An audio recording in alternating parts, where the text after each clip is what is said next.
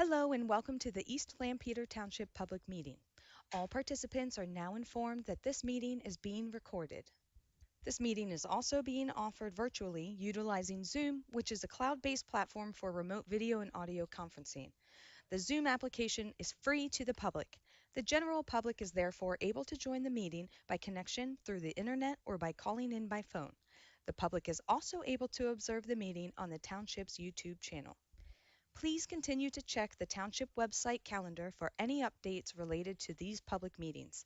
Agendas for these public meetings will also be available on the Township's website. Please be reminded that this meeting is being video and audio recorded and will be posted to the Township's YouTube channel for viewing. The meeting will now proceed with the chairman calling the meeting to order and identifying all other members present in the meeting room and those joining the meeting via Zoom. The chairman will then confirm those members joining by Zoom can be heard.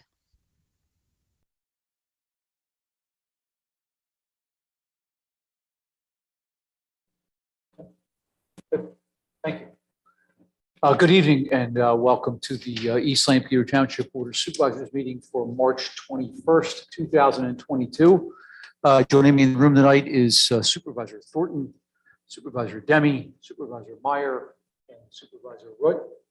We have staff, Township Manager Ralph Hutchinson. As the recording said, we are live on Zoom. So if you come up tonight to address the board for anything, please speak directly into this mic so that it does carry through to those who are on Zoom. All right, will you please rise and join me in saying the pledge to the flag. Pledge allegiance to the flag of the United States of America and to the republic for which it stands, one nation, under God, indivisible, with liberty and justice for all. There are agendas at the back of the room. If you'd like to grab one of those and follow along. We ask that you please sign in, if you would, for the public record. Okay, is there anyone here for public comment before the Board of Supervisors for non-agenda items? So anything that's not on the agenda. Okay, all right, seeing none, we'll move on. Okay, item number 4, we have our consent agenda. We have approval of the March 21st, 2022 Board of Supervisors meeting agenda. We have approval of the minutes of the Monday, March 7th, 2022 regular meeting. We have approval to pay invoices from all funds for a total of $134,937.54. There is an item of note, $30,307.50. to McMahon Associates for engineering services for the Lincoln Highway streetscape projects. That's our consent agenda. What's your interest, gentlemen? Make a motion to approve the consent agenda. Second. Okay, motion's been made by Corey, seconded by Ethan. Questions or concerns? Hearing none, those in favor? Aye. Those opposed? Motion carries. Thank you. Item number 5, we have recognition of retirement. Chief Serby. Thank you, gentlemen. I ask newly retired officer Lisa here.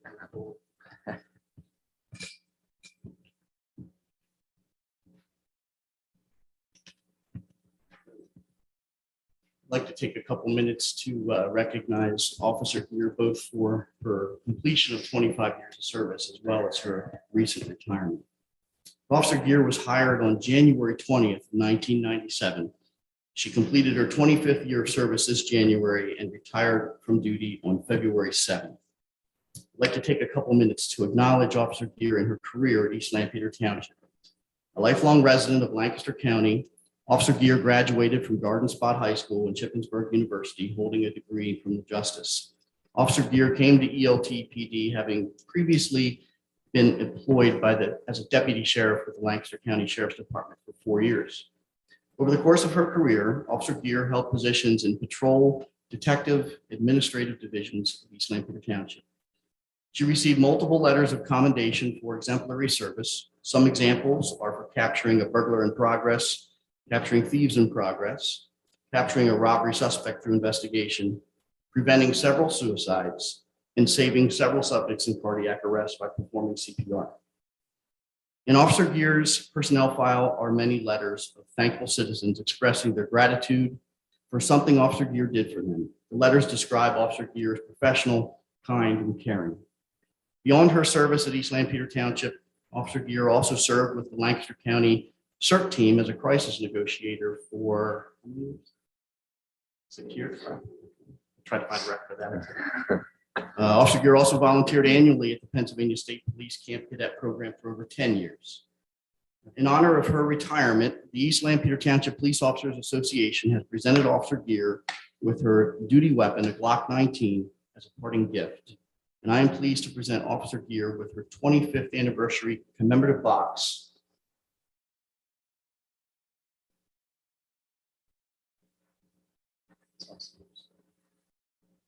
Wow. It's awesome. As well as a plaque commemorating her 25 years of service and retirement. So, with this, we wish you the best success.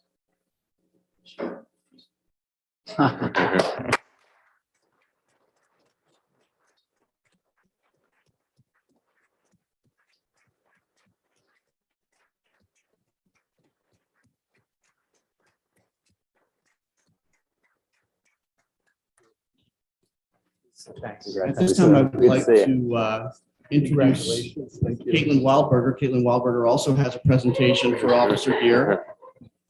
Caitlin works for the County Probation and Parole Office, and she also heads up the Lancaster County Crisis Intervention Team. I'm gonna try not to cry because I can't begin to thank you for all that you've done for CIT as a whole and all that you've done for me as coordinator for the last 4 years.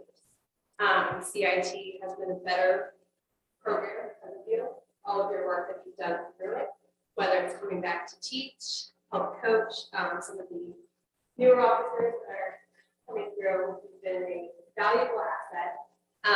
You've helped rope some of your fellow CERT members and some of your other guys here into the training with me as well, and it has grown and just been better ever since. So I'm here tonight to say all of that, also to present you with the CIT Officer of the Year Award for 2021. So Lisa single-handedly filled out all of our CIT data sheets for the department last year for all of you guys, which totaled 180. Because of Lisa, she went through and kind of filtered out what all she had she's done, and now several other departments in the county have made that their own policy. So thanks to her, we now have policies that several other departments are.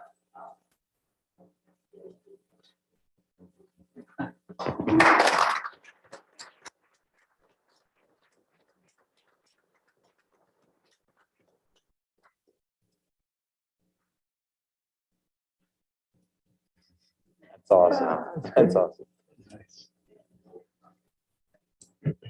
Thank you, Lisa, so much. Thank you for 25 years of service to the community, to this Board of Supervisors, obviously serving alongside a lot of fellow employees, officers, chief as well.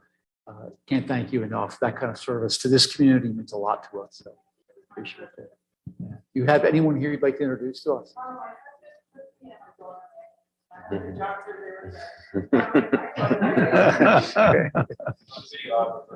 Yeah. So now that she's retired, John, does she spend a lot of time at home, or is that? No, she's already doing something. She doesn't sit still, I think. We kind of had a hint she was doing something else. Okay. At this time, I'd like to call the Leola Lions Club President, Ken McCombs, to the platform.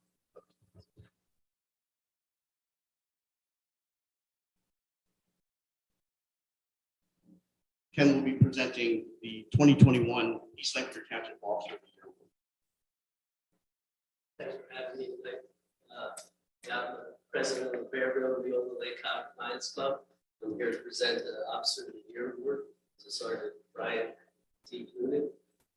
Sergeant Brian Clunan has been voted by his peers as the 2021 East Lampeter Township Officer of the Year.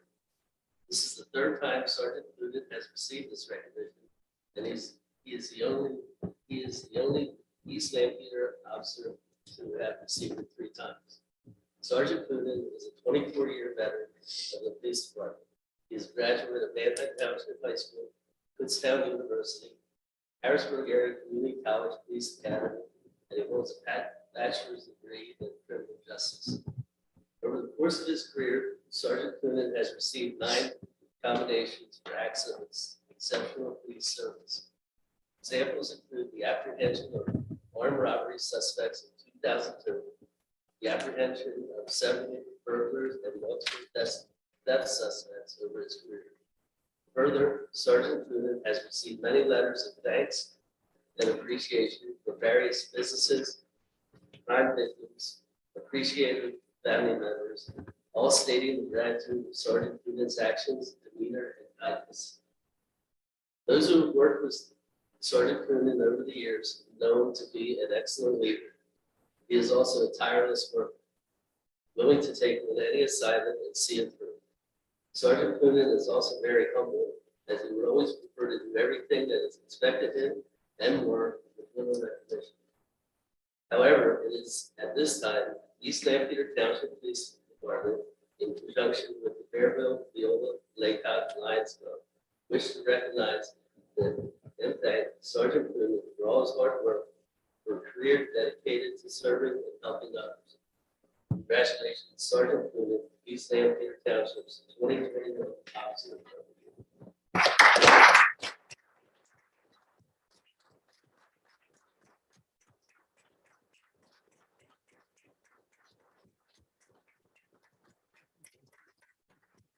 Congratulations. Congrats, man.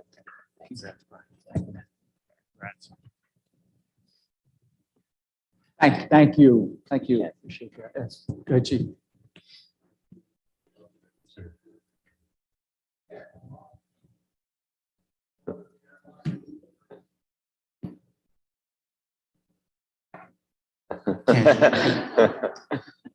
Can't tell your brother. No, it's a good one. Thank you, Brian, very much. Thank you so much. Third time's a charm.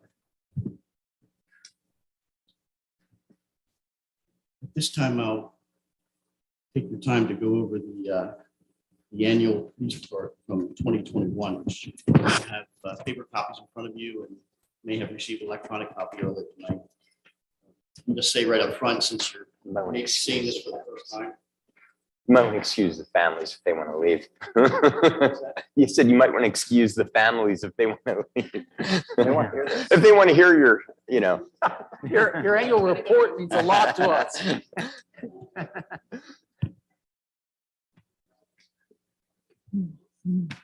Sorry, Chief. No, that's fine. Thank you. Thanks for catching it. Yeah. So if there's any questions that you have later on after you've had a chance to look Yep. through this thoroughly, I can come back and answer those questions for you. So I would draw your attention, first of all, to page 3, which is an overview of the activity for the year. You'll see on there that the police department responded to over 20,000 calls for service. Of those 20,000, over 8,200 required a police report in East Lampeter, and over 2,100 required police reports in Upper Laycock. And of those 8,000 and 2,000 respectively, a little over 40% were self-initiated in East Lampeter, a little over 27% were self-initiated in Upper Laycock. Moving down to the arrests, you'll see that we arrested 611 people in 2021. That number is down slightly from 2020, which was 620. There's 115 DUI arrests. That number is up from 2020. Over 2,500 citations. That number is up by 500 from 2020. And we responded to just over 1,200 crashes in 2021.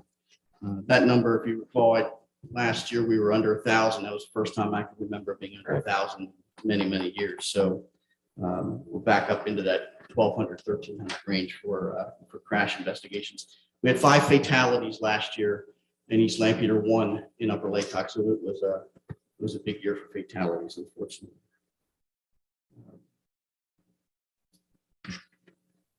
False alarms are down at the bottom of that page. You'll find some breakdown of that further on in the report. We responded to 621 false alarms. The top 3 locations were Penske Truck Leasing, Pine Hill Trailers, and Brinks Armor. That number is pretty consistent from last year. It's down from 2019 where we were over 800 false alarms. Chief, can I just point out for just a moment? It's the effects of COVID. Through 2020, automobile accidents were 746. That's correct. Holy cow. Total. Yeah, so it's up East Lampard. 500. All right, keep going. The next page is the letter addressing the curfew ordinance, and I'll just read that to put it on the record if I can. There were 7 incidents involving 15 juveniles during 2021 for curfew ordinance violations in East Lampeter Township. The police department has received no citizen complaints regarding the enforcement of the ordinance. We also have not experienced any difficulty enforcing the curfew ordinance, and we haven't seen no evidence to indicate the ordinance causes any negative impact to the community. So it's a recommendation of the police department that to continue keep the ordinance on the book that's necessary, and a positive ordinance to regulate the problems crimes committed by and against juveniles during nighttime and promote safety and welfare of township citizens under the age of 18 and strengthens parental responsibility for children. So I would encourage you to keep that ordinance in place. Back to page 6, you'll see an employee roster. Employee numbers have stayed consistently at 37, with the exception of the year we just moved into. So we're now up to 40 personnel. Page 7, you'll see some information on there regarding use of force. So we had 22 use of force events in 2021, and that number is pretty stable as well. There were 21 the year before, and there were 5 citizen complaints in 2021. That number is down from 8 in 2020.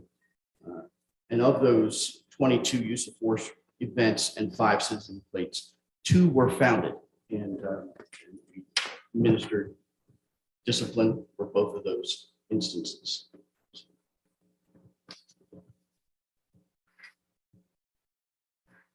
Sick time is the next page. 2021 was a banner year for sick time. As you can see, we had over 3,000 sick hours. That number is up 1,000 hours. If you have questions about that at some point in time that you would like to address, I'd be happy to answer. Of those hours, there were 466 hours that were workers' comp related and 458 hours that were COVID related. And then there were 420 hours of light duty work as part of bringing people back to work from injuries. On page 9, you'll see our overtime budget. We were budgeted at $250,000 last year. We used $213,000 of those dollars, savings, but underused by 36,000. Chief, do you think having 40 officers, do you think that will reduce the maintain 4 line item? I would hope that it would. I continue to work at bringing that number down every year. Yeah. It's a topic of conversation between the captain and myself. I'd like to see us get it down to 200,000 if we can. I'm hoping that the staffing that we have here going forward will impact that number positively.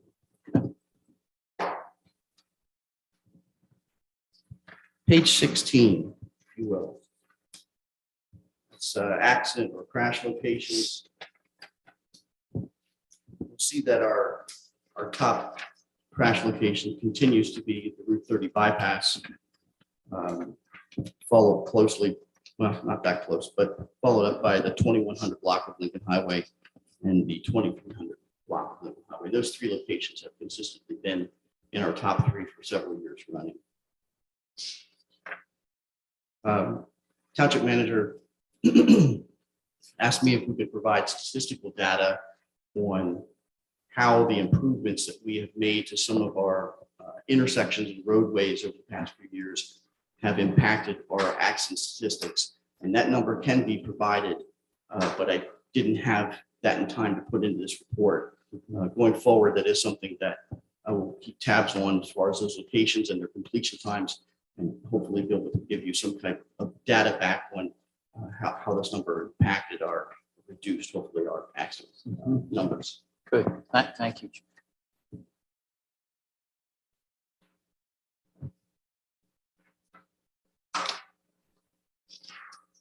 There's one more page I wanted to draw your attention to, gentlemen. Give me a second here to find it.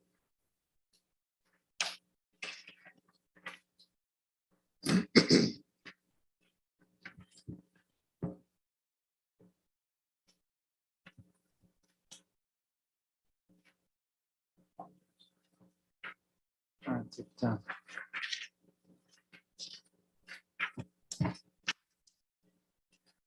Page 33. This information was obtained from the Pennsylvania Commission on Crime and Delinquency under their Criminal Justice Advisory Board dashboards. Both of those websites can be found with links or the website information top of the page. And what you're seeing here is the quarterly report for 2019, 2020, and the first 2 quarters of 2021. That's all the information you have to report on. And these are arrests per quarter per department. The top 10 departments are listed there. If this were in color, you would see that Lancaster City listed at the top of that is leading the county every quarter on arrests, and that the low number that's highlighted bounces around from agency to agency. But when you get out to the last 4 columns, arrests by officer 1 year average low, arrests by officer 1 year average high, you'll see that 3 of those 4 boxes next to our department name has the highest number in there. That's basically stating that we make as many arrests or more per officer than any other department in the county, including Lancaster City.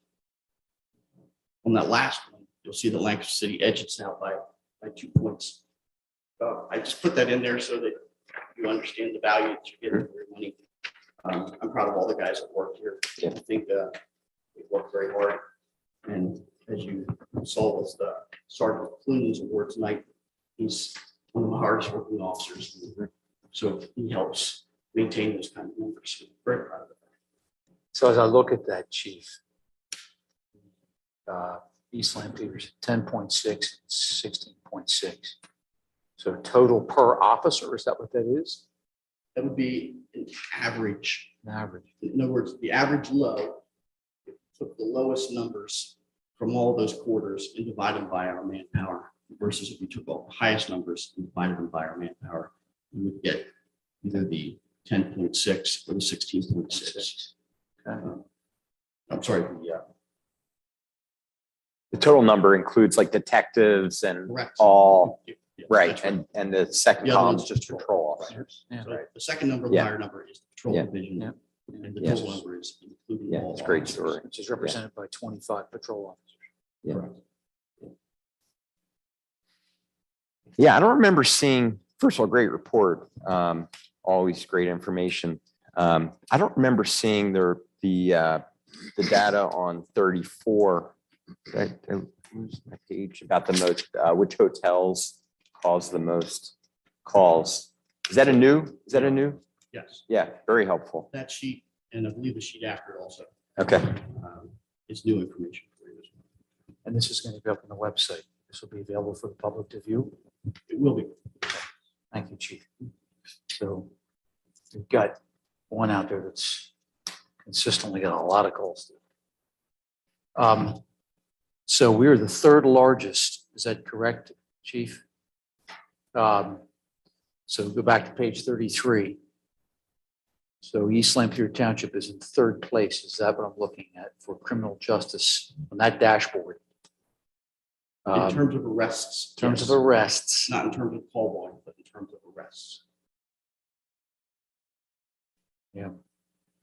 look at Lancaster City, high 1 year average is 2095. 9 Township is 1,000. East Lampeter 630, and everybody else is a third of East Lampeter Township. That's correct. Yeah. We're a very busy police department. We're a very busy police department. Questions, gentlemen? Chief, anything It'll be else? interesting to run that one to the population numbers too. See how that relates to population numbers. So when you look at Lancaster City at 2,095, and you get a population of 62,000. East Lampeter at 630, and we get a population of 17. Yeah, but that's Upper Lake Hawk too. Upper Lake Hawk too, and that's right. Yeah. And Manor Township is like, And Manor Township is Lancaster. and then you have to start adding in people work there, people, Yeah. tourists or. No, you know, no, it's I like- get it. But I get it. I mean, it's a good, Population good shift round is number. tough to Yeah. predict.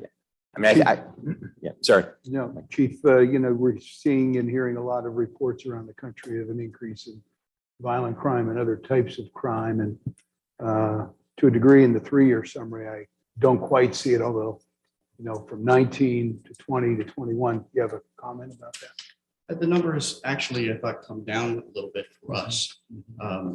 And obviously, I'm not going to complain. Yeah. But I can't give you a comment as to why we're going the opposite way then. It seems to be happening elsewhere in the country. But, I just look at something like assault. And in 1940, 147, and then 180 and 20, and now 170, 21. Interesting. Q2 of 2020. Tell me people weren't shut up and not doing much. 78 versus 147 in Q2 of 2021. which page you go? I'm on page 33 still. Yeah. You can see the trends when people get out. And Okay. Chief, one thing I asked before, is it in the report of where I'd asked before about crime that's drug related in some way? There's nothing in the Okay. report about that. Okay. I can get some numbers. I know you mentioned that to me before and it really fluctuates, but Okay. Yeah. Gentlemen, anything else? No, thank you. Chief, anything else? Thank you. You got the first 30 minutes today. Appreciate that. Thanks for Thank you, John. for Lisa Thank and for Brian, everybody. It's just, we're going to top-notch staff. Chief, so I appreciate it. Thank you very much. All right. Thank you. Okay, moving on. Old business, there is none. And item number 9 on the agenda, new business. We have the 9A Lancashire Mennonite Stormwater Management Plan, number 2123, 2176 Lincoln Highway. Is there someone here on behalf of the applicant? Yes. Don't forget to talk right into that. Yeah. You can actually pick it You up. can actually take it off. Yeah. Yeah. Sure. Well, let's come back to follow, but I'm Kyle Stoffer. I'm a landscape architect with Third Knudsen. With me is David Derry and Troy Hurst from the school. So we have a stormwater management plan here for Lancaster Mennonite. So just to orient you on the site there, Greenland Drive is to the left and Lincoln Highway is to the north there. And the gist of this project is that they want to add a parent drop-off loop to facilitate their new campus expansion here. So the project is that they want to campuses and consolidate operations on this main campus here. And just along those lines, I want to point out that as 2006 and adding new students, we anticipate that enrollment will still be low at high water mark in 2006. There's increase in traffic or sewer or that high water mark at 2006. So just to reiterate, the main focus is that drop off loop in the dark gray color. We anticipate getting 8 cars there that'll stack and right dark person there that will transition to single stack, and we'll get another 16 cars in there. So we're thinking roughly 74 cars, and we anticipate there being much less than that. So from our end, there's not a concern about stacking up to Greenland Drive, and it should be accommodated well within that drop-off loop. So some other things we're doing along with this is we're going to be in the dark green of redoing existing grass fields.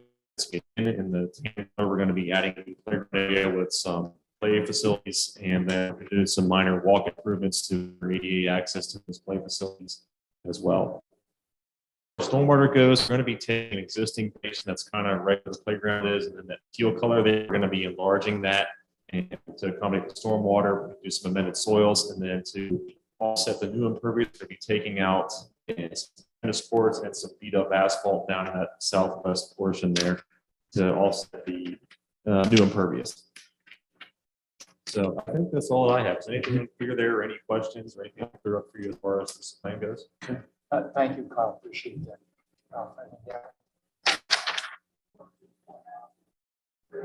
Oh, yes, there is a trail going to be constructed down in the southwest corner in the gray there. It's going to be porous asphalt, 12-foot wide, and that's to in anticipation of a future trail that's going to come in along the creek there. So we're accommodating that future connection there. We obviously are working on some trail plans ourselves as well. Encouraged to see that possibility of, maybe tying into even some of the things we're doing in that neighborhood. So, questions, gentlemen? Anybody? You've seen the township engineer letter of March 17th. Yes. Great. Okay. Anything else? Anyone? Good. Fairly simple for us compared to what we normally see. So, okay. If nothing else, Kyle, let the board consider their action. Okay. Sure. Thank you, Kyle. Appreciate that. Yep. Okay, guys. We've got Lancaster Mennonite's presentation, stormwater management, two items of note on the DMA letter from March 17th. Not a whole lot on that. Questions, concerns, thoughts?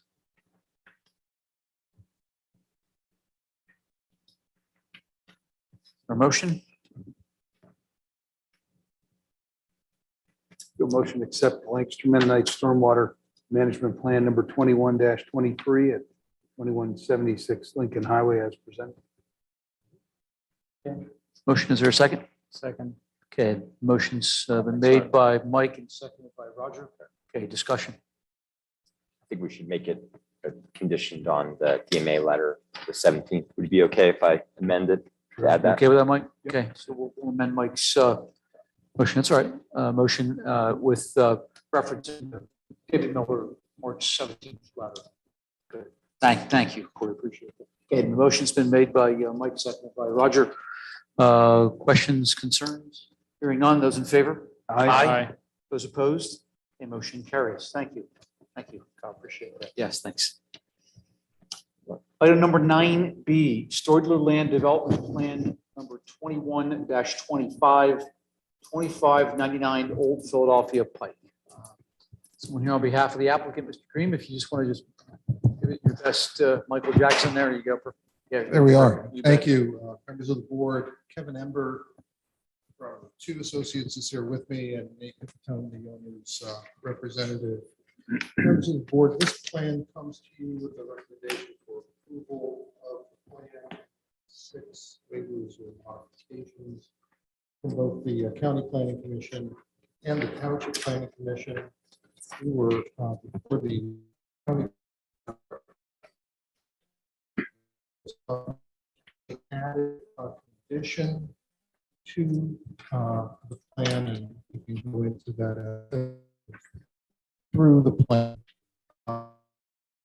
For an infill additional like the things obviously it's not market, but that's the ability flexible, capable of being divided within to various size acre spaces. At the beginning of the project, township staff, there have been increased, for example, all farm businesses that have grown farm should already out, not being find available maker spaces within the township within an easy distance. This light industrial use that in part or whole buildings. It is infill.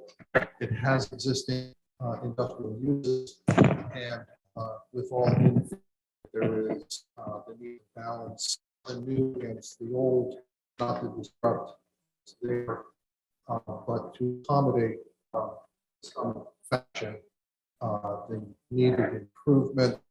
It is also printed on right of way, so balance nuts wants and needs against township requirements has also been something that we pursued in several with Penndot Township staff. The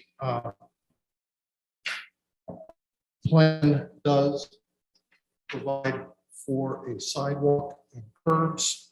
A previous plan deferred sidewalks and curbs. That day of reckoning has arrived. They are on the plan. They are not precisely in the location that the township ordinance would call for, but compliance with ordinance would require significant disruption of existing facilities. Half of the parking in front of the existing building would need to be removed. Other adjustments to accesses and moving of additional utility poles would be required. We presented to the Planning Commission that the sidewalk is capable of supporting connections east and west if those properties do come within the jurisdiction of the township, and the township can require the installation of sidewalks and curbs. The nearest existing sidewalks and curbs to the east is at Enterprise, and the nearest sidewalks to the west are sporadic on the other side of the United States. So you're asking for your approval, and Mr. Ember can address specifics of the plan. Forgot one thing. The additional condition of the Planning Commission was that 2 additional street trees be added to the frontage. The plan does have a waiver on street trees, but the required number is spread out over the plan, not all along the street. 2 additional street trees in the existing parking field, and we submitted a revised plan today showing that those trees can be placed as the Planning Commission required. So again, Mr. Ember is present if you have any questions. Thank you.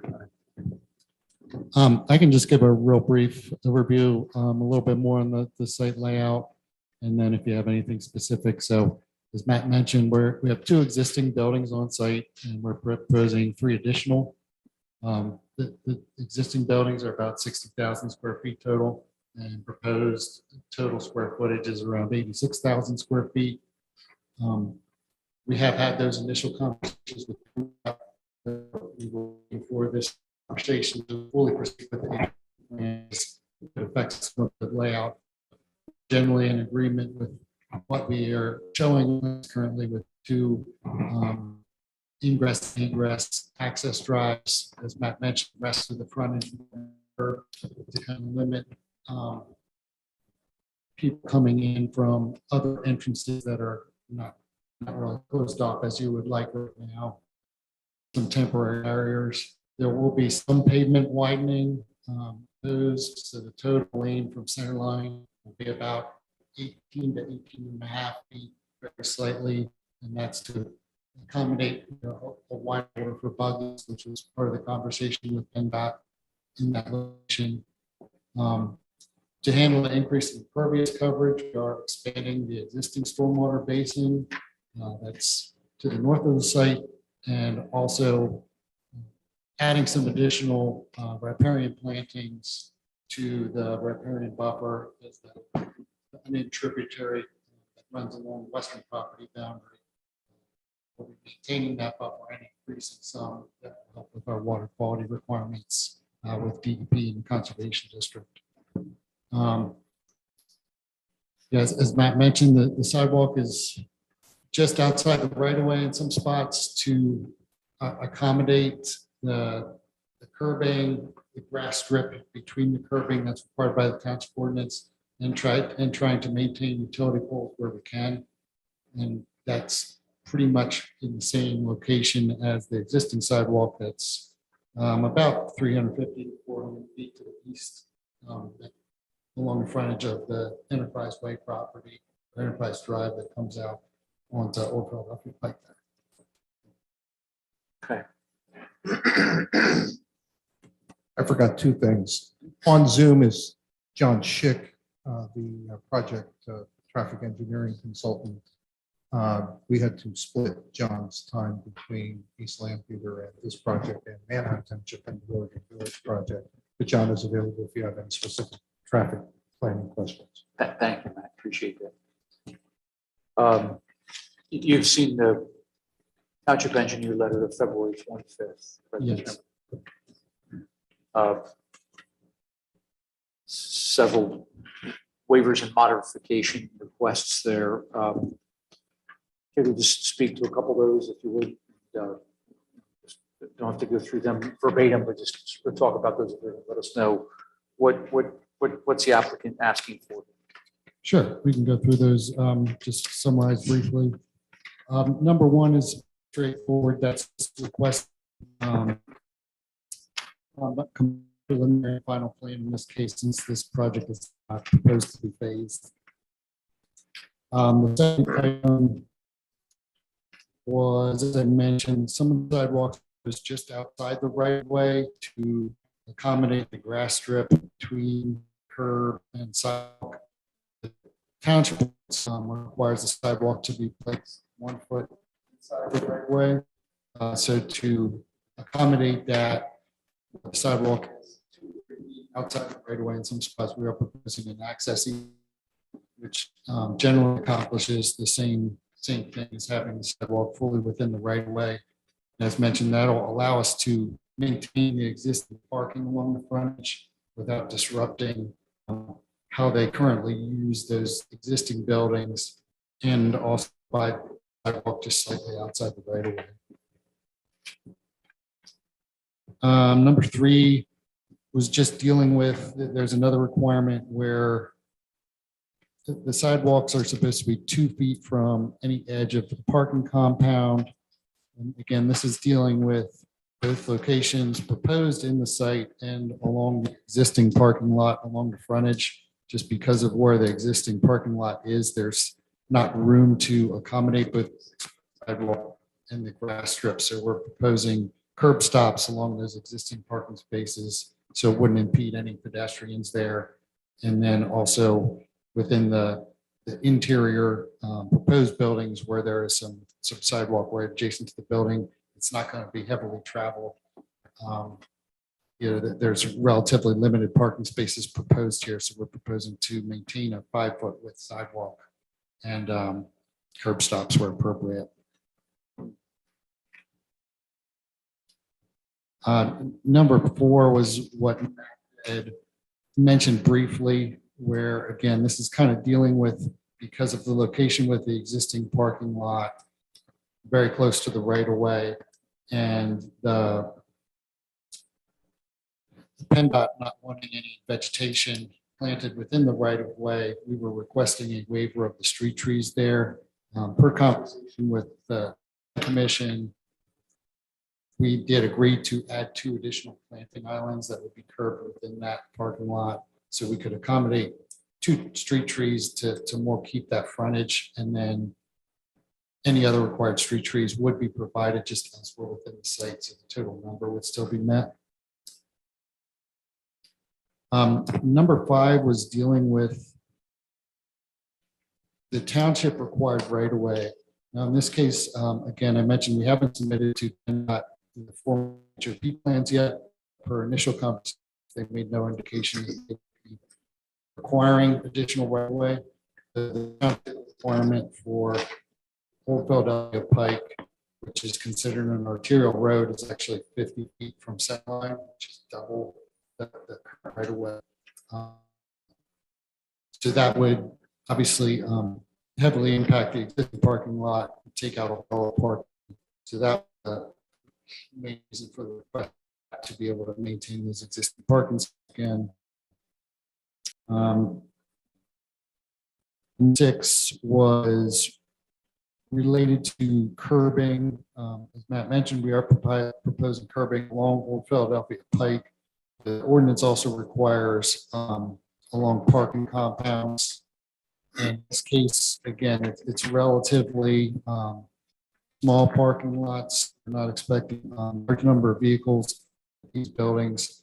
So we're proposing curb stops where required and curbing around planting islands to eliminate rutting in the parking lot and maintain the direction of traffic. But otherwise, in the site, we're not proposing curbing.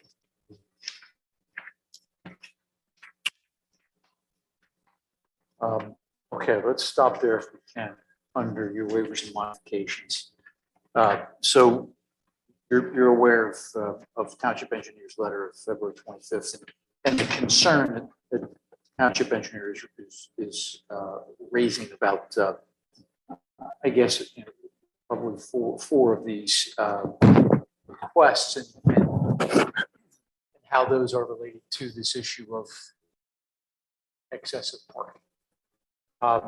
So I guess I'd have some discussion about that if we can, gentlemen. So is there, what's the need for that parking, 24 spaces that are at that southern location in front of building A, that existing area? What's the need for keeping that much parking there? So as we discussed at length with the planning commission and as we presented to you this evening, because of the infill nature of this plan, our hope is to disrupt existing uses and their accessory services as little as possible. So leaving the existing parking where it is, where the existing tenants are used to using it, in a location easily seen, easily approached, and in which people can easily park. That is, again, the only existing parking, so it is the heaviest use currently. And then adding the infill buildings with parking to support those buildings at or near those buildings, we come up with a number that is higher than what the ordinance requires, but we suggest necessary for proper use of the property. There's no Goldilocks feature with parking. The ordinance requires too many or too little. It never requires just one. And it's not uncommon for applicants to be asking for variances from the required parking, but it's equally common for certain applicants to provide more parking than what the ordinance requires because of those applicants' experience. Shopping centers are a good example. The national retailers, they have their own numbers, and they're frequently higher than the townships. This is just another example, but driven more by the infill nature of the development. So I'm hearing historic use, those uses in these existing buildings are going to remain, tenants are going to remain.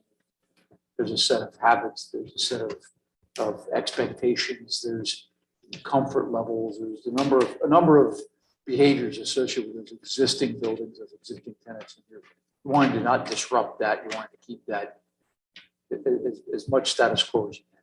Correct, and balanced against and several members of the commission expressed the sidewalks and curbs as required are being provided. They would have felt much strongly the other way if we were asking for waivers or referrals to move the possibility of sidewalks and curbs further into the future. They did ask specific questions that we've addressed with you this evening, that the sidewalks and curbs are going to be in a position where they can be connected in either direction. And they are in a right of way of their own, not necessarily in the road right of way. So the planning commission was persuaded that the waivers were appropriate under the totality of the circumstances. Again, because they're not really waivers, they're modifications. Thank you. For explaining mine. Gentlemen, questions? What's your best estimate of how many employees will be in this site? It's completed.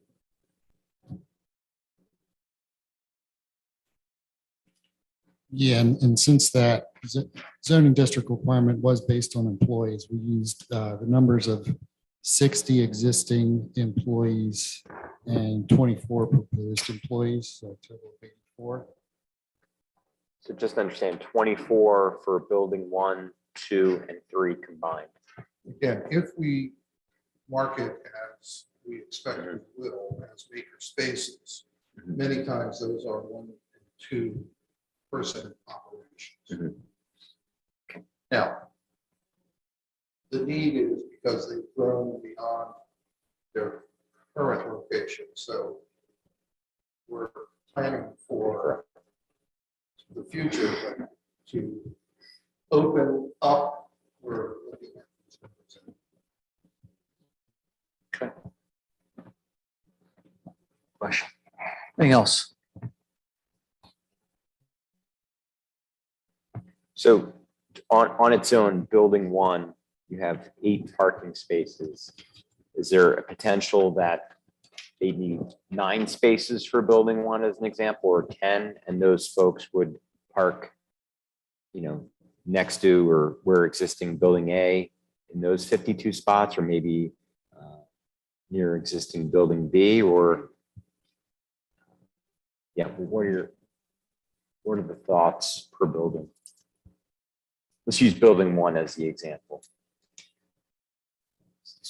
I think human nature being what it is, if an additional space is needed, that person is going to go to the nearest space. Our observations on the existing building A are that these are frequently used parking spaces because of the number of existing employees, et cetera. That's why parking spaces in other locations are being provided. But it's hard to imagine that someone's going to walk further than he or she needed to walk.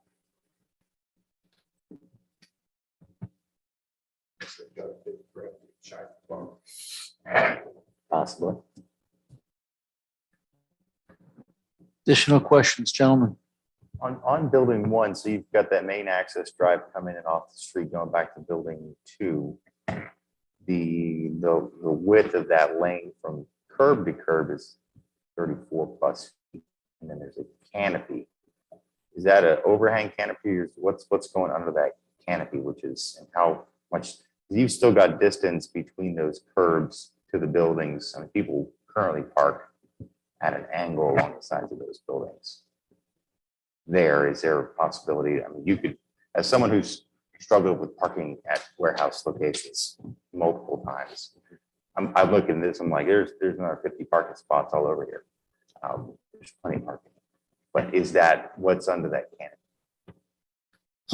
I don't think it's been fully designed at this point. The architecture's not finalized. That was just the intent to kind of match what was going on with the existing buildings there, which have the canopies in the rear.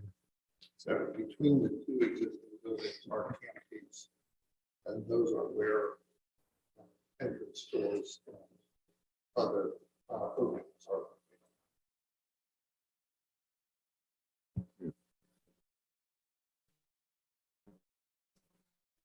So just looking at it, there's plenty of asphalt to accommodate a lot more cars than there's marked parking for on the site. Now, the previous building that was where building 3 is now It used to have double parking, so building A, right? If I remember, it torn down.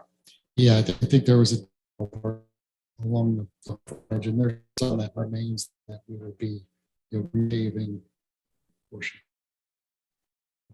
Yeah, so I mean, I get the need to do in phases, but you could also do once the things are completed, you could come back and remove that. And you could do the curb and sidewalk along the front last, once there's other movement on site. The question is can the applicant remove the 24 that are up against the southern property line up against Old Philadelphia Pike? If they remove those, there's still more than enough parking on the existing plan as it is for all the employees that are proposed. I'm not sure I don't think that the question is just more parking, it's actually less parking at this point, what the conversation has been about. I mean, I understand your concern. That is, we've got an existing use here, we've got existing employees, tenants in place.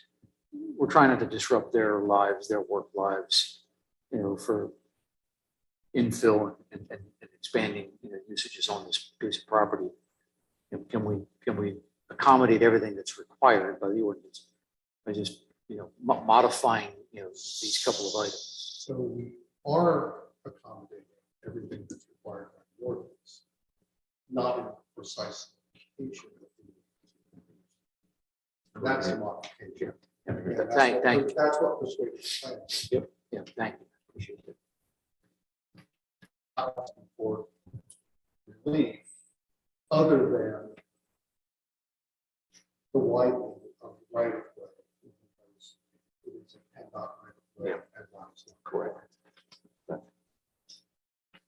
The additional relief that's being requested is for being more than 125% of the number of parking spaces that are required by the ordinance. So you have that zoning issue, which relief is being requested for, and then the design issues under the subdivision and development codes. And that additional parking request is so that parking can be located in the proper numbers in the proper location. Yeah, the point that we successfully made with the planning commission, your compliance with the ordinance is not good planning. Good planning should give way to technical ordinance requirements. That's the purpose of the ordinance. To do something in a way that has a comparable effect. Okay. Questions about the waivers and modifications? I still need help with the math. So 60 existing.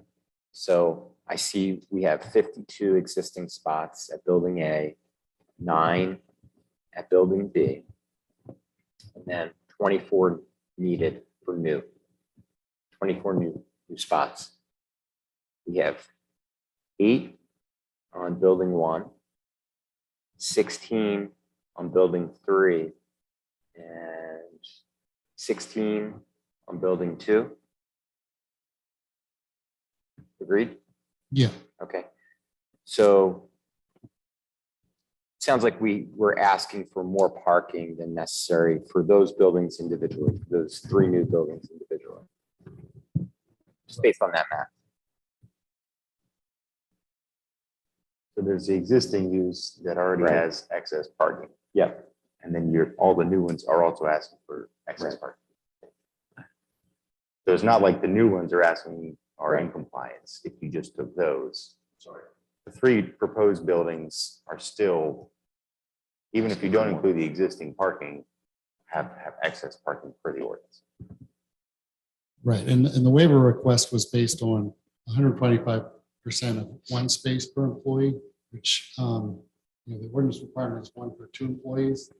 If you've driven by the existing parking lot, you notice it's pretty well used, so a lot of the users are individual drivers. Mhm. In this case, and again, as Matt said, not knowing the end user in some of these cases, if it is Plain Sect or others, obviously, they may not have many cars there, but Right. trying to plan ahead for that potential, so that we wouldn't have to go back later and further disturb the site. There was a time when ordinances permitted reserving areas. For future. Parking. Yep. The new stormwater ordinance. Precludes. Clear that out. Sure. And you can no longer reserve areas for future expansion of parking because of stormwater. But you could reuse existing asphalt for parking. If it's a matter of not striping. You don't need a permit to strike, do you? No, but what's the point? If it's near compliance with the ordinance, if we're going to have the same amount of asphalt. Planning Commission listened to your concerns. They walked the path with you. It's like, I'm sorry, John. the Planning Commission went down this pathway with you, and they recommended that your waivers, It was a modifications. discussion. Yeah. I don't have any concerns with it, the way it's presented. I mean, the 2 buildings, A and B, are existing. There's a tenant there, they're using that location, they've been accustomed to using that location.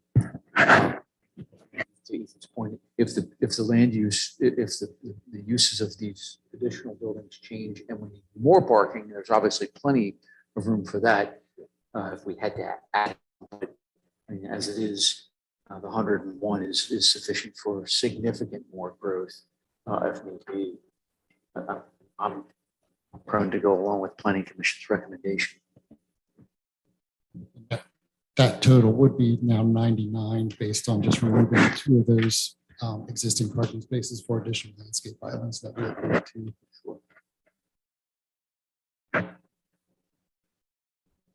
Ralph, if I could ask, I don't see in the waivers anything addressing a safety concern. Distance, streets and sidewalks, walkways located no closer than 2 feet from the edge of the street. I don't see anyone mentioning that on here. I don't know if I'm missing something, or would there be a safety issue with any of these in their view? I'm not following your question. Well, I'm sorry. I don't, what I'm saying is, I don't see anything that is in the letter that's addressing a safety issue. That granting the waivers would create a safety. Right. Right. That's what I mean. So the one is, so that's the one question. So one is where Number 3. number 3 is the width of the sidewalk. Right. They're proposing 5 feet which is the south minimum 6. Or the 2 feet from the edge of street unless the sidewalk is a minimum of 6 feet. So are you 2 feet from the street? So that 2 feet, explain it. Yeah, so that applies at the existing parking lot, because the existing parking lot curbing is basically right along the right of way. We don't have room to provide the grass strip between that parking lot and the sidewalk, or make the sidewalk 6 feet. So that's where that comes into play there. And that's where we were proposing curb stops in those parking spaces to eliminate cars going into the pedestrian area. And then also along, like, if you'll see building 2, because of how it's oriented, we have the sidewalk basically right against the access drive at 5 feet. Instead of a 6-foot width there. And again, it didn't seem like 6 feet was necessary, because that would be a very minimally traveled sidewalk. So Kevin, the area along Old Philadelphia Pike, between the existing parking lot and Old Philadelphia Pike, we would have curb stops. And specifically, planning commission, to prevent vehicles extending into the sidewalk. And then on the other side of the sidewalk, we have an extra general. Right, and there's still a grass strip, the curb of the pike and the sidewalk. So like to answer, and that's what they're trying, good point. Yeah. So the question is, from Old Philadelphia Pike, is there a consistent, whatever, 2 feet strip between the curb, the road, and the sidewalk? Yeah, that's what we were trying to maintain there. In some cases, it's a little more to try to maintain some of those utility poles. So there's a curb at Old Philadelphia Pike, then there's a grass strip, then there's a sidewalk. But Now, I- after that, no more grass. Correct. This proposal. And what, Correct. to Yeah, answer they're both just you and dropping the Ethan's curb question, at where that existing parking is, they're gonna put some, they're gonna put parking lot, concrete bollards or something there. Right. So that cars don't Drive in. pull up onto the sidewalk or into the sidewalk area. Yeah, because I would say that's the biggest one. So that was helpful to clarify, which is, so the safety issue is when cars are moving at speed, the perception of safety and the actual safety is having a curb space, green in that space, both helps the traffic slow down and the pedestrian feel safe. And a right of way. So you Yeah. have that extra too. Because the big use of these is because right next to, we've got the Ames Resite, which may or may not be updated into development at some point in the future. I don't know if we have a deferred sidewalk there or not already. And then right next to that, we have a park that we're expanding. So access into a park for a lunch break for a large number of employees. And then you also have all of the houses over here in Enterprise Drive. This would provide a very excellent connection point to a new proposed park. Planning commission brought that to our attention, discussed it also. Yeah, so from my vantage point, as long as the pieces that are required are there between the street and the sidewalk, I'm good with it. It's one where the parking, to me, there's plenty of asphalt for plenty of parking. Where they want to put it, I'm not super concerned with. They've met the stormwater requirement on that one. Okay, so that was waivers and modifications, zoning. Under zoning. And the township engineers going back to the issue of the parking again. So we had pretty significant discussion about that. And any other further comments about under zoning? Nope. On subdivision land development. So we've got item number 3 is financial security, and then number 4 is park open space and greenway provisions. Discussion. Matt, anything there? No, we're proposing compliance. The authority has provided some capacity. These are technical requirements. Thank you. Stormwater management. Technical in another way, different way. And, we're very confident that it's satisfied. All right. All right. Further comments, questions? Anybody? On that park and open space, number 4, what was it, other than you're in compliance? I believe the intention was to do a fee in lieu for necessary parking. Okay. And maybe I missed that. Is that included in here? There is no calculation, Ethan. They're just at this point, they're Discussing.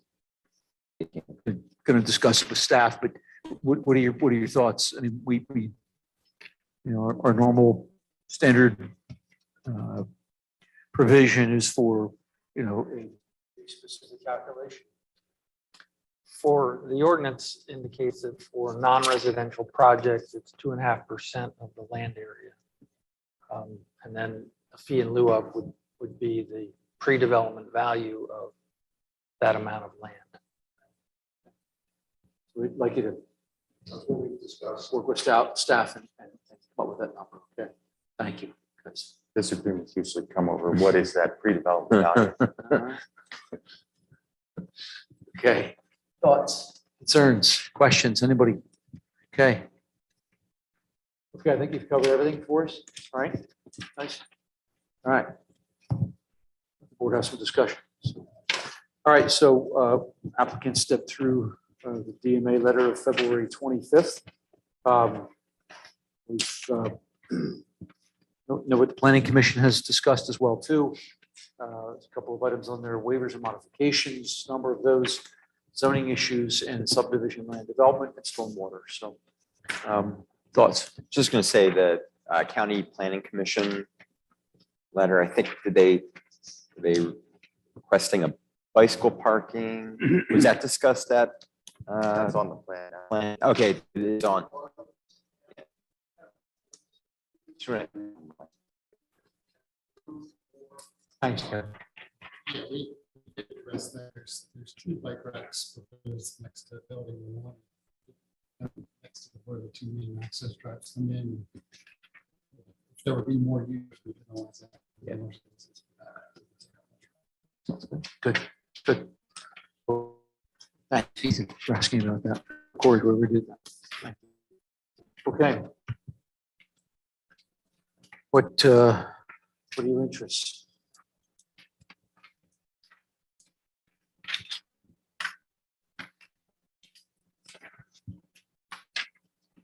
I make a motion to approve the land development for the property conditioned on February 25th DMA letter granting waivers and modifications number 1, 2, 3.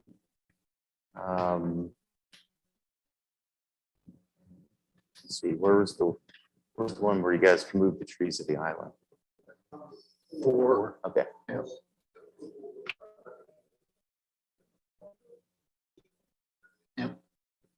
Yep, and granting number 4 condition on the addition of those 2 trees.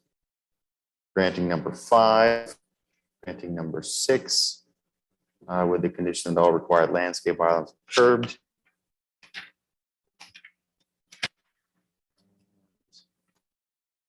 Granting relief on the number of proposed parking spaces.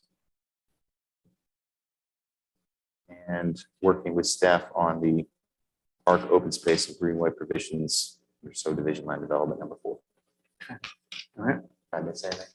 No, I think in reference to notes that are on the DMA letter of February 25, but as you just said on note number 2, 3, and 4 specifically, going a different direction than what Township Engineer has recommended. Correct. So clarification, thank you, Ethan. We have applicants taken into consideration county planning's letter for the bike racks. So, okay, I think that's good. Covers the motion. Okay. All right. Motion made by Ethan. Is there a second? Second. Okay. Seconded by Corey. Discussions, concerns, questions on the motion. Okay. Hearing none. Those in favor? Aye. Aye. Those opposed? The motion carries. Right. Thank you. Yes, thank you. Thank you very much. Good luck.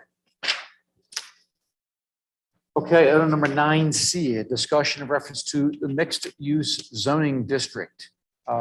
Is there someone here for the applicant?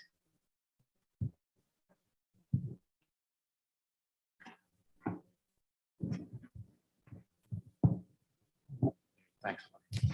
Yes, good evening. Claudia Shank. I'm an attorney with McNeese, Wallace, and Nurick. And I'm here this evening on behalf of Campus Shots LP. I'm joined by Scott Pavan as well this evening. So we are just here before the board informed related to potential text amendments to the mixed-use zoning district that we would like to propose. Just to orient you to the property that my clients own. It's located at 1625 Old Philadelphia Pike, roughly 2.5 acres. It's in the mixed-use zoning district, and it's improved with what's known as the Square Bridge Port. So it's a mixed residential building with retail office on the first floor. There also is a bank pad site in the front that is owned by my clients as well. Is leased to a bank, but the bank is currently not operating out of that location. So we, in discussion with township staff and then previously with the planning commission, wanted to talk through the potential to expanding some of the uses that are permitted in the mixed use zoning district, essentially to fill the first floor space within the Square Bridgeport building, as well as to open up opportunities to repurpose the bank pad site in the future. As the board is well aware, there have been a number of challenges associated with trying to find retail tenants in, the post-COVID world that we're living in right now. So it has been very challenging to try to find tenants to fill that space. That's been compounded, frankly, by the fact that the college there adjacent to the property has been operating largely remotely since the pandemic struck, and those would obviously be sort of key clientele for these businesses. Currently, so the board is aware, there is a personal training type facility that leases a portion of that first floor of the Square building, but otherwise it's vacant. So there were a few things that we discussed when we came in and met with staff, possible ways that we could use the retail portion and again, repurpose the bank pad site. Some of the things that we talked about were self-storage, again, just within that first floor portion, commercial recreation uses, which would allow for a larger scale gym or fitness center, financial institutions with drive-through service lanes being permitted by right in the mixed use district. And I'll go through these individually, but just to provide a brief overview.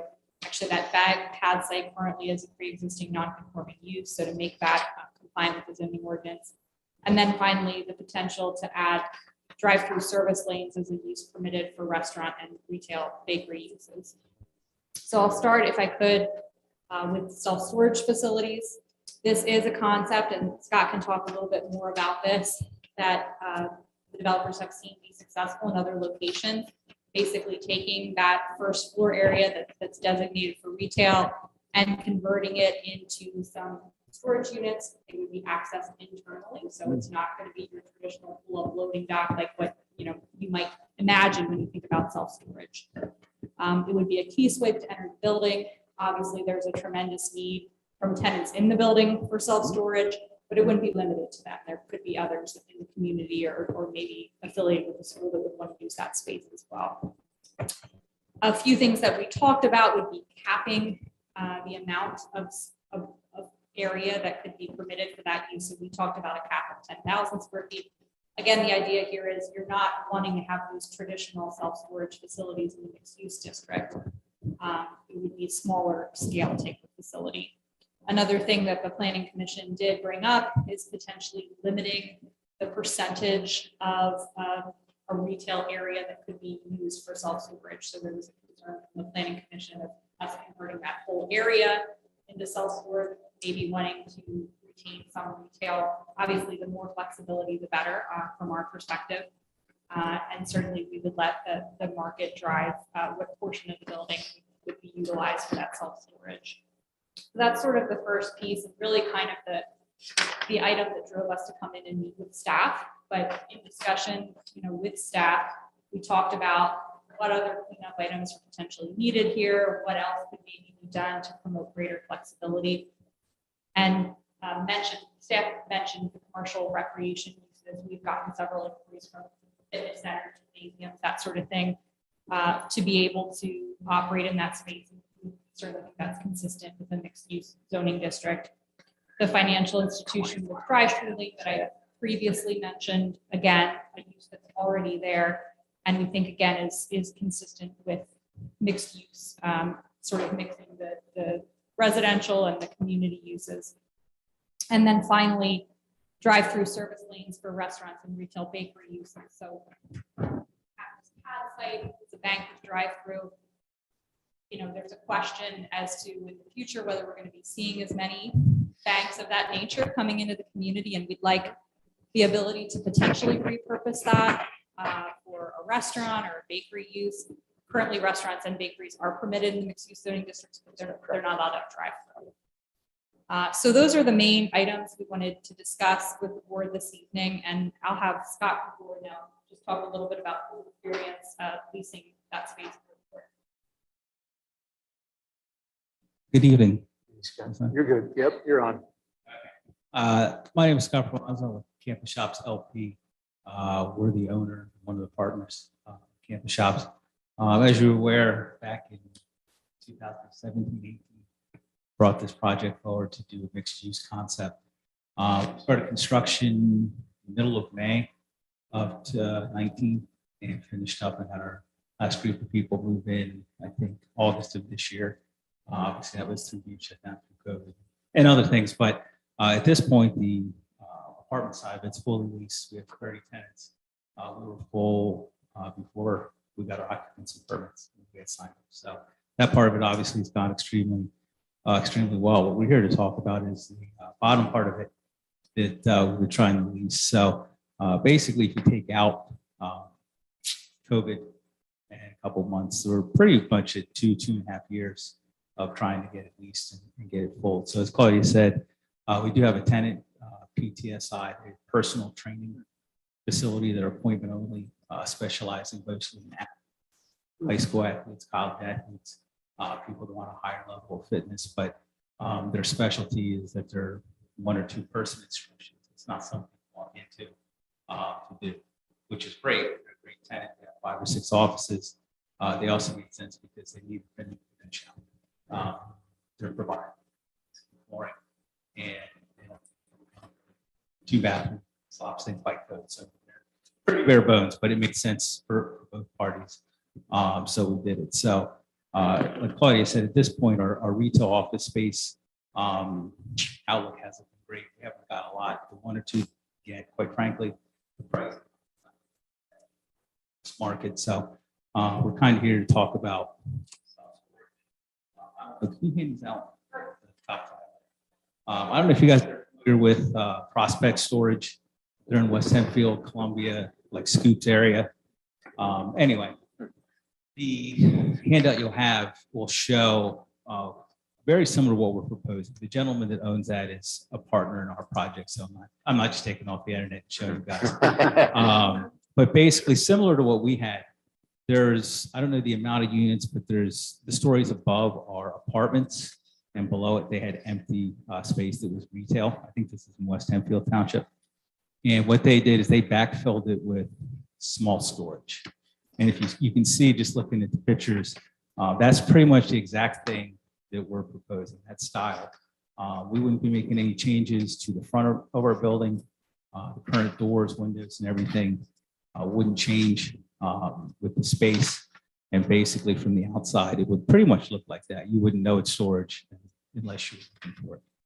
Like Claudia said, it would be unmanned. It's by card swipe. The traffic, I think we had talked at the Planning Commission. That one sees 5 to 10 trips a week. That's for about, I think, 40-ish units. So it's not a high traffic area. I also have, I don't have another handout, but just to give you an idea, if you look at the first page, you'll see that the sizes of the units in that storage range from 100 5 by 8, which is 40 feet, basically a walk-in closet. If you look at the ones that the storage that Prospect has, it's your true quote-unquote drive-up storage, store anything type places. They have 1 or 2 that are at 50 feet, but the bulk of their units are from anywhere from 100 to 300 square feet. So aside from obviously being smaller space, a lot of business stuff, the store, lawn mowers, things of that nature, obviously, that's not what this is intended for. We would have, obviously, walkways. Those are limited to probably about 5-6 feet width, so it's not conducive to storing those kind of things. Obviously, aside from restricting it, just the physical.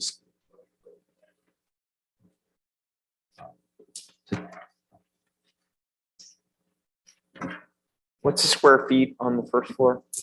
There's a little over 11,000 total square feet on the first floor. We're using, I think, about 18 or 1900 for the training facility. Yeah.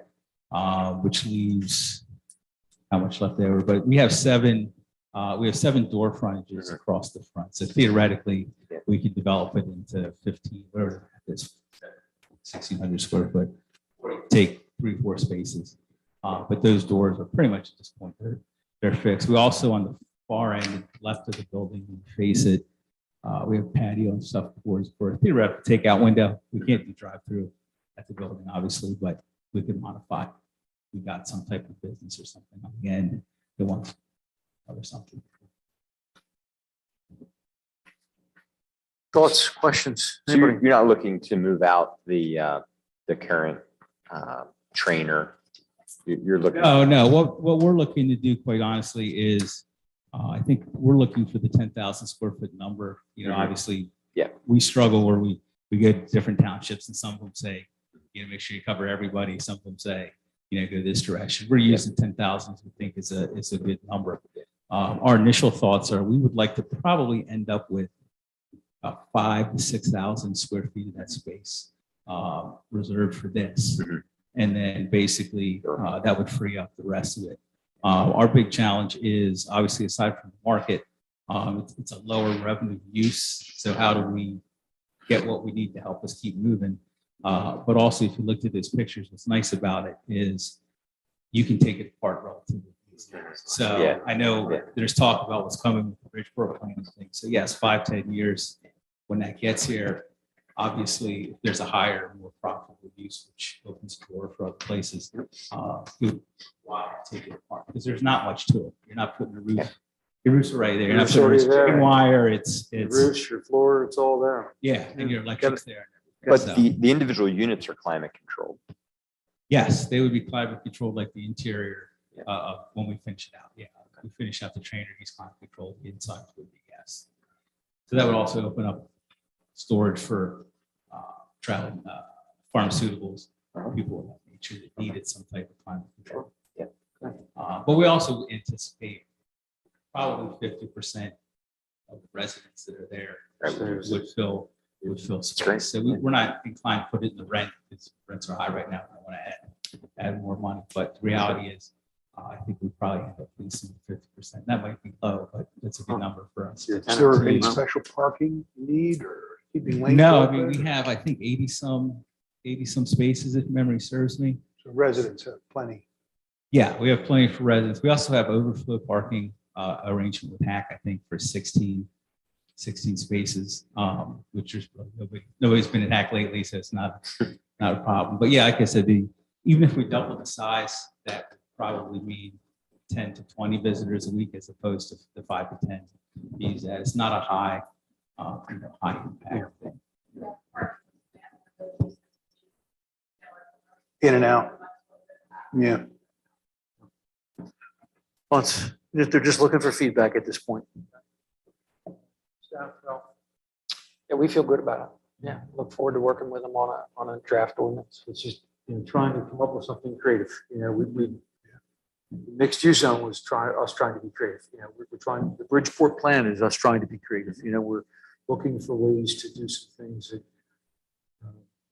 Ethan's point of this is always don't let the zoning ordinance be so restrictive that we can't pivot and help businesses to try to expand and take advantage of some new opportunity. We're doing it in a way that tries to preserve the character of the community. And this is a very unique area, so I think we're open to ideas. Yeah.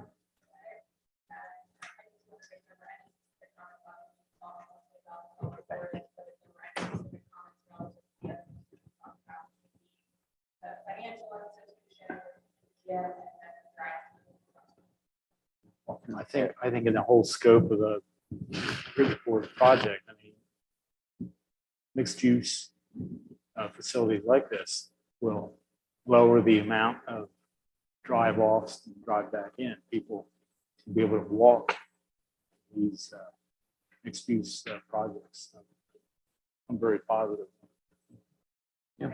Yeah, there's just one comment on that is, so all the additional uses I'm in favor of. The only concern I would have would be with the Bridgeport Mobility project, ensuring that future drive-through, in other words, I'm not necessarily in favor of adding drive-through uses by right in the MU area. If there's some way we can have some conditions or make sure, I mean, you've already got one there, it's fine to use that one, but opening it up to say, can we put some conditions to protect on that, because having drive-through by right isn't conducive to a walkable area, which is our goal with the Bridgeport Mobility project. So adding the uses I'm fine with it, as long as there's conditions so that there's some places where a drive-through makes sense in the MU, and there's some places where it doesn't. So I think staff can focus on ways that can keep those protections in place and keep us in line with that plan.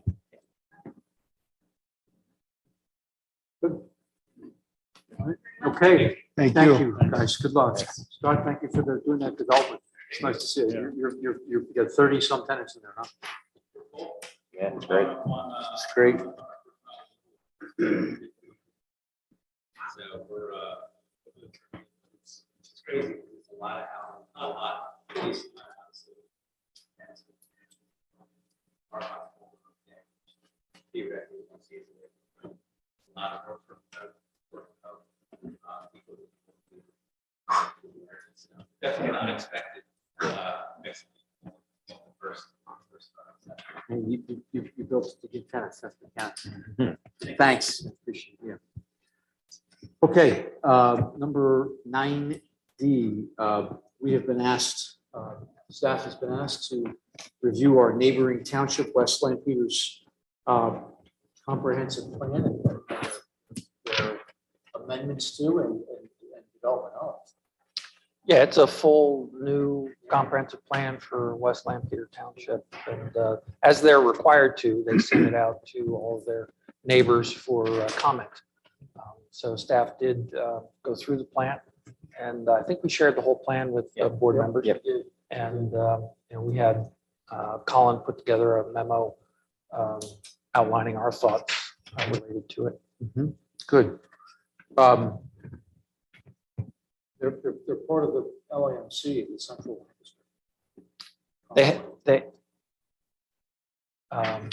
Yes, the Growing Together plan included West Lampeter when it was developed, and they had adopted it as their comp plan previously. It's interesting to me that that's not mentioned anywhere in this new document. And if you look at the two, are they dovetailing with each other? Is there significant overlap? Is theirs agree with the going together? Or is there some divergence? Just by its nature as being, an individual, their own plan, in my view anyway, does not have a regional aspect to it. From my reading of it, I was disappointed that there wasn't more attention paid to what's going on around them. Is there thoughts, gentlemen? Anybody response to that? And my concern would be is that we need to have an ever increasing regional approach and a regional recognition of the interconnectedness and the dependencies. And I wouldn't expect that from West Lampeter not to move in that direction. So thoughts? No, I think Colin's memo does a great job summarizing those thoughts, and I agree with his thoughts. Good. Ethan, anything? No, Mike?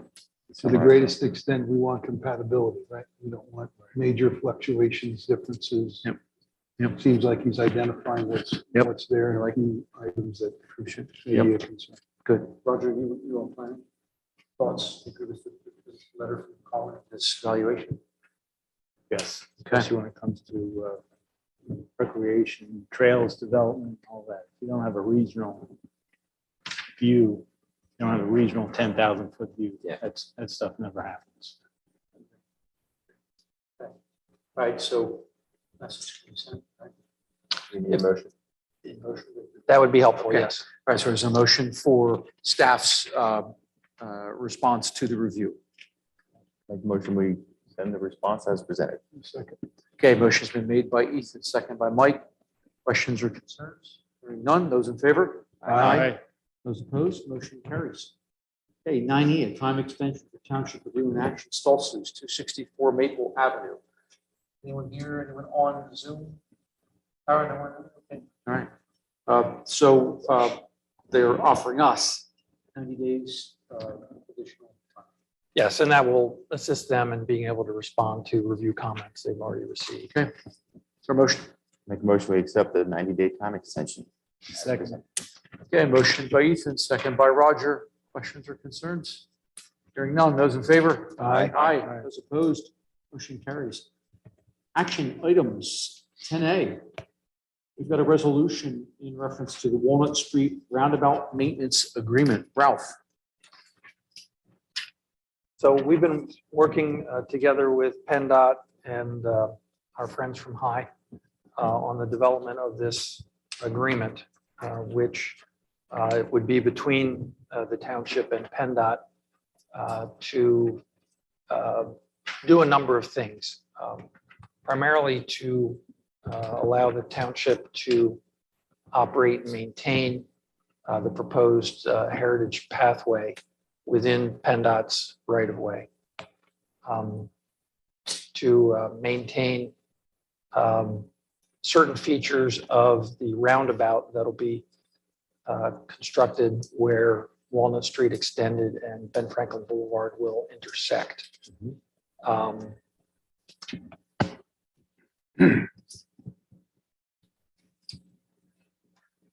And also,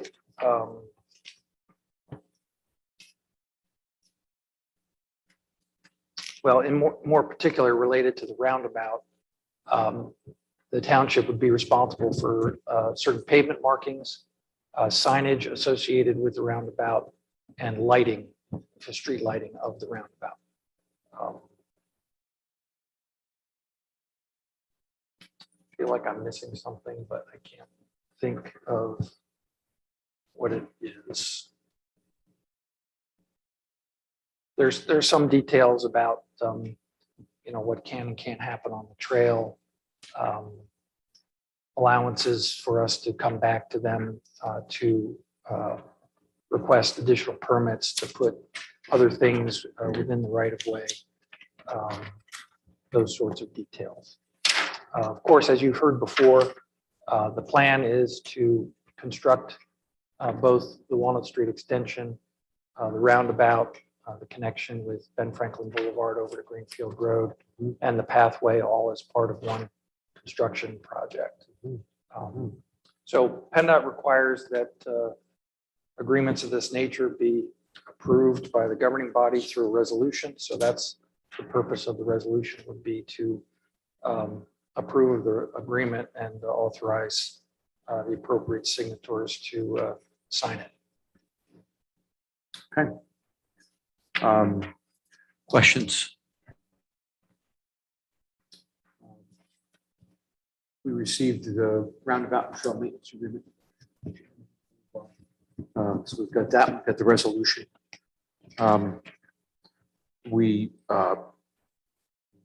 Both of these are moving that plan forward significantly. This is almost standing ahead. We're almost done. We know what the roundabout landscaping signage is going to look like. Do you have any idea about what that looks like at this point? Yes, and our friends from High will probably be able to describe that some more. The next item on the agenda is an agreement between the township and High, which relates to that. Great. Okay, so resolution, not 10A. Make a motion, we approve the resolution regarding the Walnut Street Roundabout Maintenance Agreement. Second. Okay, motion by Ethan, second by Corey. Questions? Okay, hearing none. Those in favor? Aye. Those opposed? Motion carries. 10B. the developers agreement in reference to High's maintenance of certain improvements related to the Walnut Street Extension project, those certain improvements. Tony, would you like to talk with us about this? Claudia, you're certainly welcome to too, but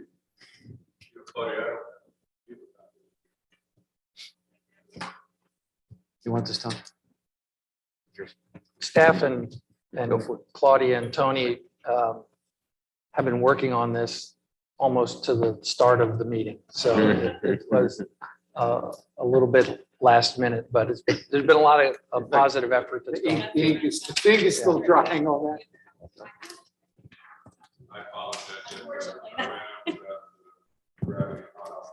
I had a copy of it, but I think I sent it. Sent it over for us to print. Ralph for Tara for all the hard work in this agreement. The roundabout trail maintenance agreement in particular that you just approved was intensely negotiated with Penndot. Tremendous township staff. The developers agreement is really a complement to that agreement, and it clarifies roles and responsibilities with regard to maintenance within the roundabout, in particular, stormwater management on Ben Franklin Boulevard, and maintenance of the interior of the roundabout. So it simply is a pretty tight agreement. It provides that the developer will be responsible for maintaining the landscaping within the roundabout. So you alluded, John, that there is a plan. Certainly for the interior of the roundabout, we view that as the kind of signature destination arrival point as one approaches Greenfield. And the plan is to have a variety of sculptures that we previewed to staff before that I think are really in keeping with the history and of the Walnut Street Extension, but the Greater Lancaster Heritage Path and the health and wellness and outdoor activity that's meant to promote. So the sculpture, the landscaping within the roundabout, there is a small landscaping wall, and that has restrictions on the height of that wall, but it's going to be kind of an accent feature also to dissuade folks from wandering into the center of the roundabout. I will be maintaining all those landscaping features, the sculpture and the landscaping within the roundabout, the accent light that's specifically devoted to the sculpture and the wall. So that's made clear in this agreement. We're maintaining the vegetated median that's in place as you go to the east on Ben Franklin Boulevard extended with the vegetated median between the roundabout and the approach from Ben Franklin Boulevard. I should have had a plan to graphically show, but that's going to be maintained by High. The trail, the 10-foot trail to the south of Ben Franklin Boulevard extension between Greenfield Road and the Greater Lancaster Heritage Path is maintained by High. The existing 42-inch storm pipe that serves the PA College that enters into the basin on lot 1 will be maintained by High. The stormwater facilities within the Ben Franklin right-of-way will be maintained by the township. The new stormwater facilities that will be dedicated to the road. I think those are the lighting. Yes, so the lighting. There are light poles that relate to the transportation project, and for 10 years, I will be paying for the cost of energize.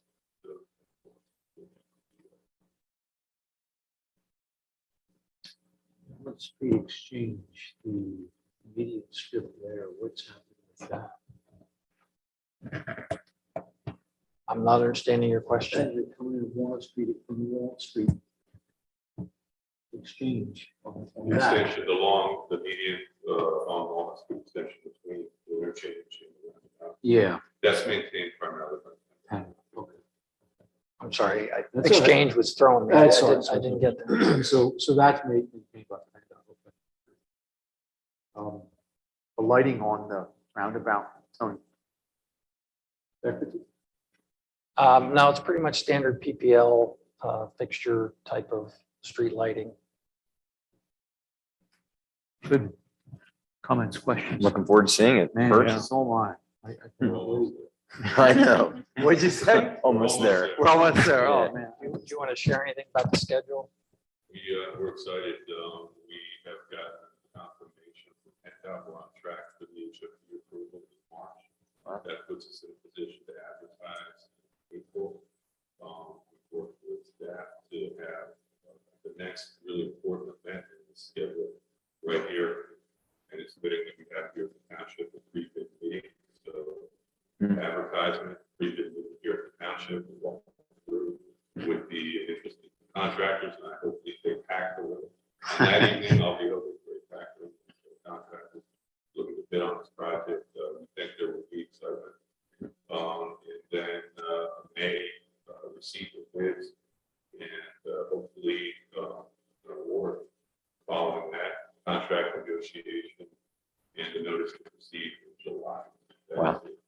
Wow. So it is really spontaneous. Penndot is graciously, even though it's not being bid by Penndot, the project is not being bid by Penndot, of course, it's going to be a Penndot project. Penndot, they are putting the project on their splash page on the website to help get the word out and hopefully encourage the bidders and let them know what a great project is on the way. And that's just a great help to us. So, And to review the duration again, if we start in July.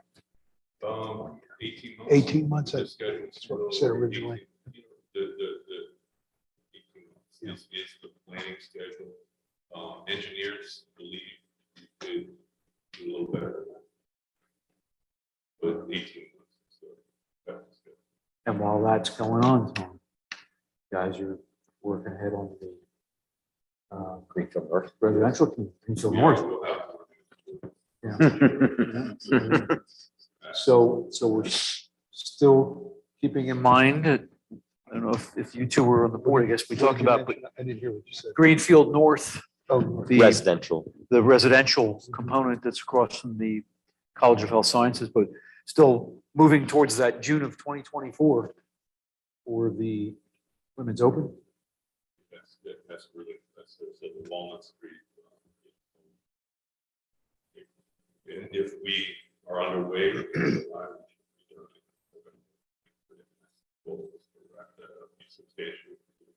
on Walnut Street extension, November 23. And when I was last in front of you on Greenfield North, I thought that may actually get underway before Walnut Street.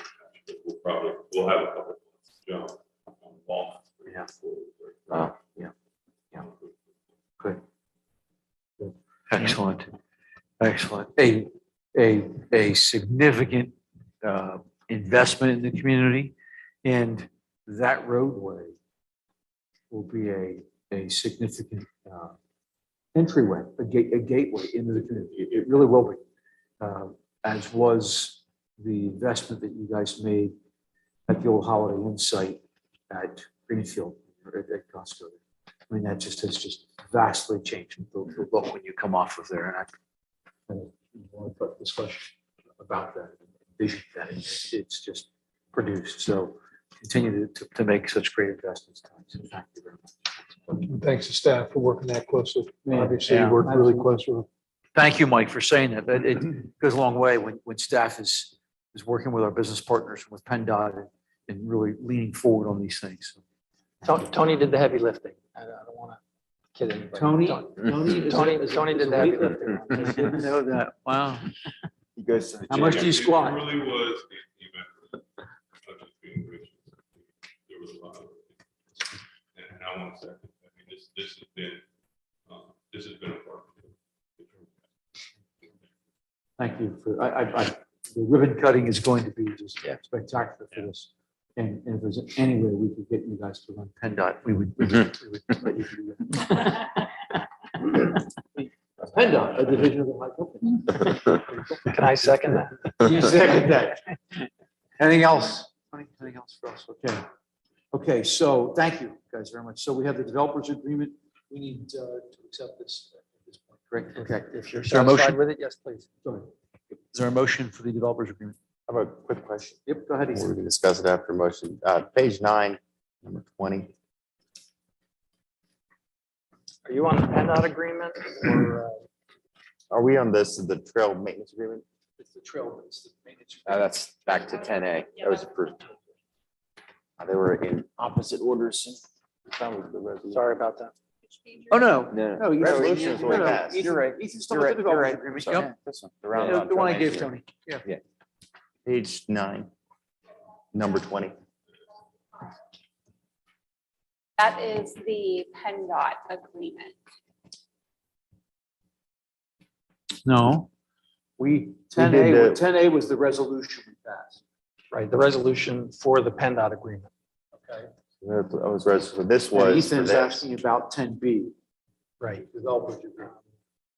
We handed out copies before the meeting, so they weren't in the order with everything else. Yes, so So you, it's probably in your, oh, no, this Yeah. was the one that was separate. Yeah, Yes. correct. That's. Okay. thank you. Got Ethan. Sorry about that. Yes. But we can still try to answer your question. Yes, go ahead. Out of Yes. The other agreement. Uh-huh. And this, so if it's the PennDOT one, this is also a PennDOT problem. So PennDOT has different definitions for micromobility items that don't meet the definition under page number 9. So non-motorized traffic. So state code, including PennDOT's code, has e-bikes that are under 750 watt motors as one example, as well as, and PennDOT's fact sheet has those allowed on sidewalks and trails.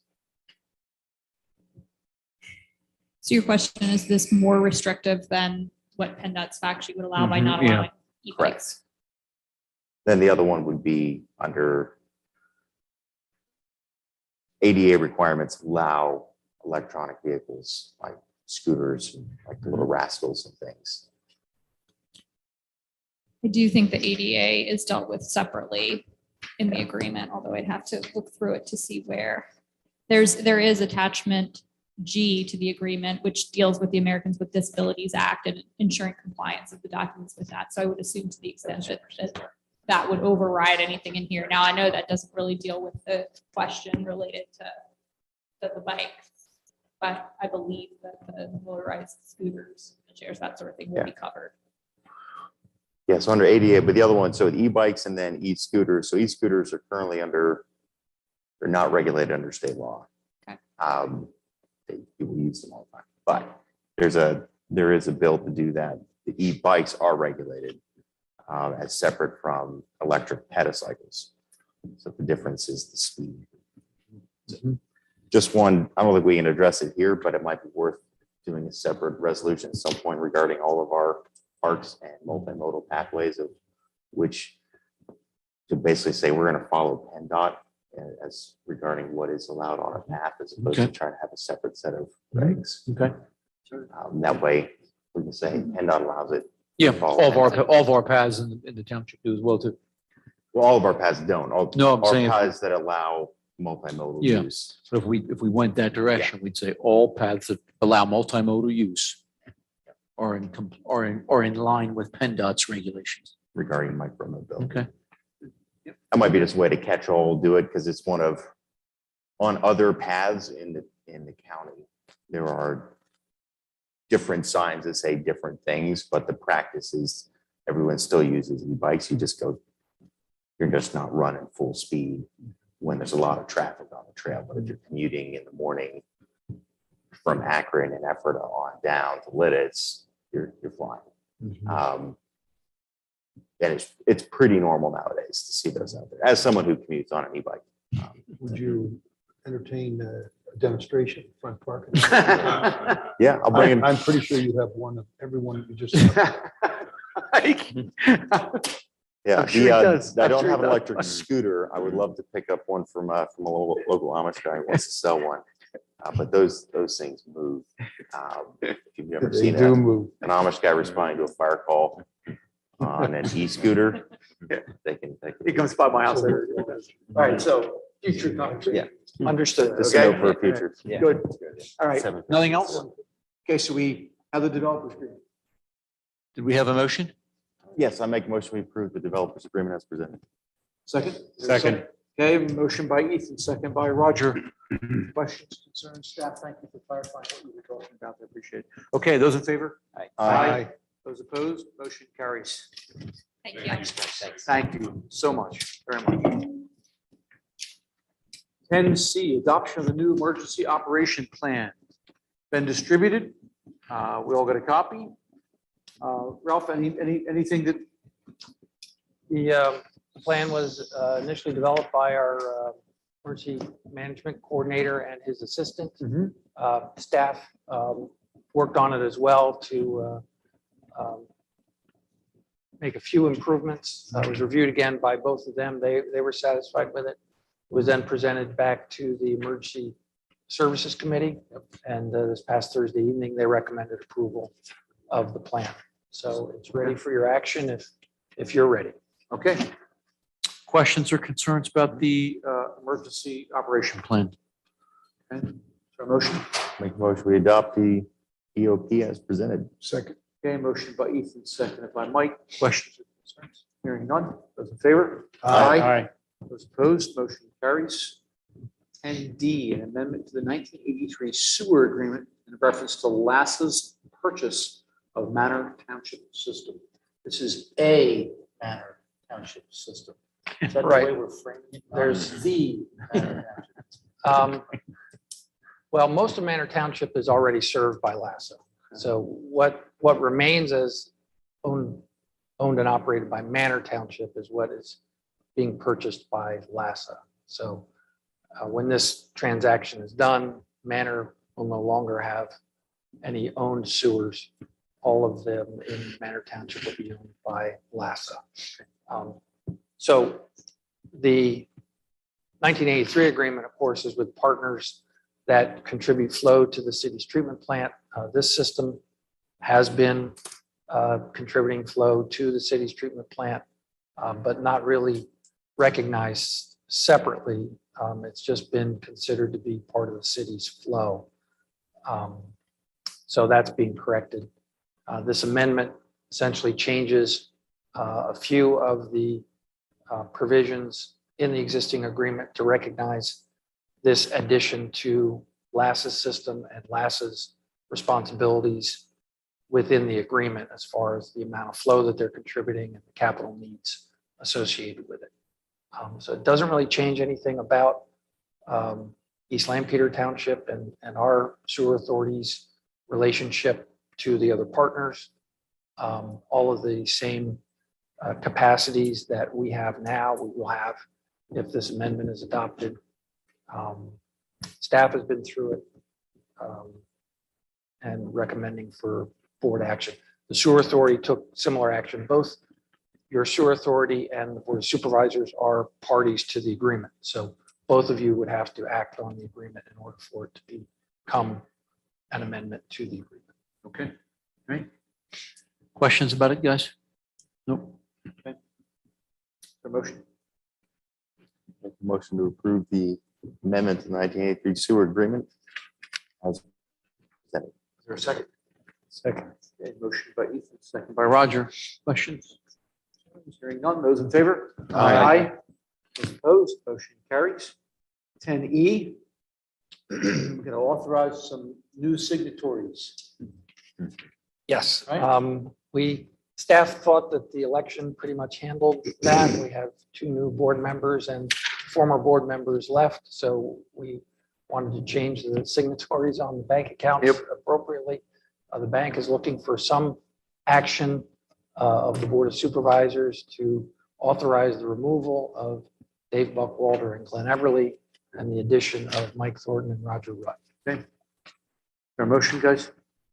So moved. For a second? Second. Okay, motion by Ethan, second by Corey. You understand? Univest, remove Dave, remove Glenn, add Roger, add Mike. Those in favor? Aye. And motion carries. Managers report. Yeah, I just got thinking about where we are with our Lincoln Highway Streetscape Plan implementation and what we've been doing and how far we've come and how far we have to go.